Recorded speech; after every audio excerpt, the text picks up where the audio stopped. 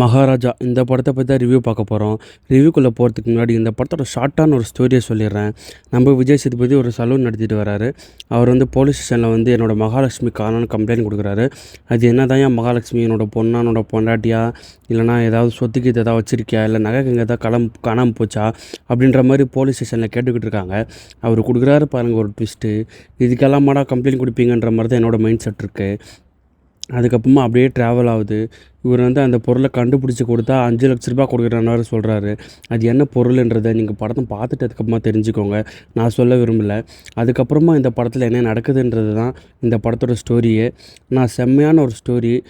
குரங்கு பொம்மைன்னு ஒரு படம் ரிலீஸ் ஆச்சு 2014ன்னு நினைக்கிறேன். எக்ஸாக்டாக எனக்கு டேட் தெரியல.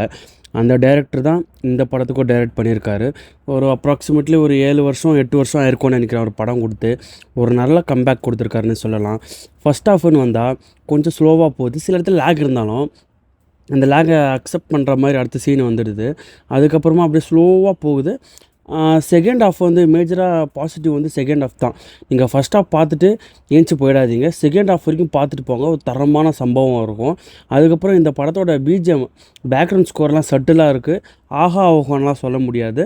நம்ம காந்தாரா மூவிக்கெல்லாம் மியூசிக் போட்டார் இல்லையா, அவர் தான் இந்த படத்துக்கும் மியூசிக் டைரக்டர். அதுக்கப்புறம் இந்த படத்தோட ஸ்க்ரீன் பிளேயெல்லாம் செம்மையாக இருக்குது.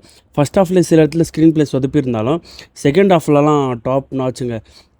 அந்த கரெக்டான கேமரா ஆங்கிள் எடுத்துகிட்டு போகலன்னா இந்த படம் ஒரு சொதப்பல் தான். சிம்பிளான ஒரு ஸ்டோரி அதை கரெக்டாக அந்த ஸ்க்ரீன் பிளேலையும் அந்த சினிமா ப்ரெசன்ஸ்லேயும் கொடுக்கல அப்படின்னா அது வேறு மாதிரியே போயிருக்கிறதுக்கான வாய்ப்புகள் நிறையவே இருக்குது. அதை கரெக்டாக கேமரா ஆங்கிள் கரெக்டாக அந்த சினிமோட்டோகிராஃபி ஹேண்டில் பண்ணியிருக்காருன்னு சொல்லலாம். அதுக்கப்புறம் எடிட்டிங் இந்த படத்தில் மெயினாக அந்த கலர் கிரேடிங்கெல்லாம் செம்மையாக பண்ணியிருந்தாங்க. எனக்கு அதுதான் இம்ப்ரெஸ் ஆச்சு. இந்த ஸ்டோரி லைனுக்கு அந்த கலர் கிரேடிங் கரெக்டாக ஷூட் ஆச்சுன்னு சொல்லலாம். அதுக்கப்புறம் எல்லா சப்போர்ட்டிங் கேரக்டர்ஸ்க்கும் செம்ம டாப் நாச்சாக ஒரு ஸ்கோப் கொடுத்து எல்லாருமே நல்லா நடிச்சிருந்தாங்கன்னே சொல்லலாம். எஸ்பெஷலி விஜய் சேதுபதியோட ஆக்டிங் இந்த படத்தில் நிறைய பேர் பேசப்படும். நிறைய பேர் பேசிக்கிட்டும் இருக்காங்க இப்போ. ஏன்னா ஒரு நடிப்பின் அசுரனே சொல்லலாம். தமிழ் சினிமாவில் நிறைய பேர் நடிப்பின் அசுரன் இருக்காங்க. அதில் ஒன் ஆஃப் தி ஆக்டர் நம்ம விஜய் சேதுபதி தான். அவர் எல்லா படத்துலையும் நடிப்பை அவர் பெஸ்ட்டாக கொடுத்துருவார்.